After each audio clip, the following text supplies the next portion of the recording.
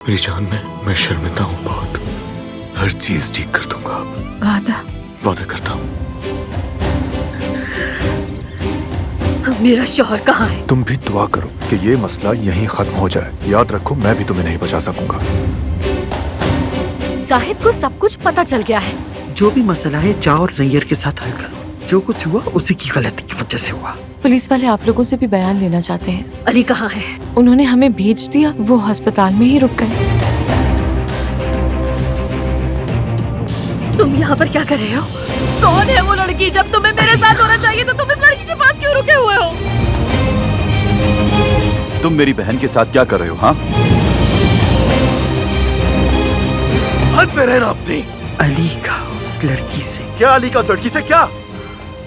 अम्मी,